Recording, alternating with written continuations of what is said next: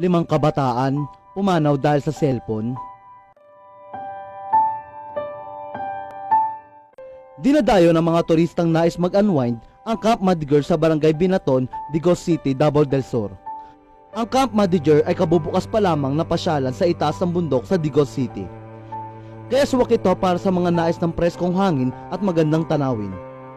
Noong April 9, bisperas ng Easter Sunday, umakyat sa Camp Madiger sina Glendel Joy Vilceno, John Gabriel Harsanya, at John Mel Galicia ng mga menor de edad at Jeremy Cartagena, 18 taong gulang.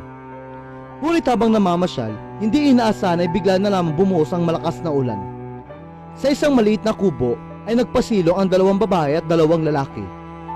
Ang magkasintahan na si Valerie Asutilla at Clarence Chato na pauwi na sana sa mga oras na iyon, ay naabutan din ng ulan kaya sumilong din sa parehong kubo.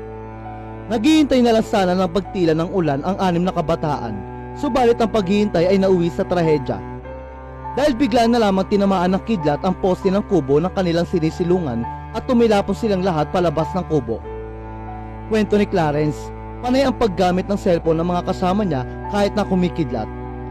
Bigla na lamang daw tumama ang kidlat sa isang poste ng kubo at nagising na lamang siya na nakahundusay sa lupa. Madilim at maputik ngunit tinahanap ni Clarence si Valerie at sinusubukan pang i-revive. Dito on the spot sina Glendel Joy, John Gabriel, John Mel, Jeremy at Valerie. At sugatan naman si Clarence na nagdamo ng minor injuries na nakitaan ng sintomas ng hypothermia. Hindi agad nakapagresponde ang City Disaster Risk Reduction Management ng Digos City dahil nahirapan silang umakyat dulot ng maputik na daan. Our vehicles could not climb uphill due to the risk of sliding or falling into nearby ravines. That's why it took a long time for our emergency responders to reach the area. Paayag ni Samuel Miriales, CDRRMO Executive Officer sa panayam nito sa Inquirer. Gayunpaman, kapit-bisig ang CDRRMO, mga miyembro ng Kabalikat Radio Group, Bureau of Fire Protection, Philippine Army at mga opisyal sa lugar na ma-rescue ang mga biktima. Mahigpit naman na pinayo ng DRMO sa publiko na iwasan ang pag-akyat sa mga matataas na lugar o open spaces kapag malakas ang ulan at may kasamang kidlat.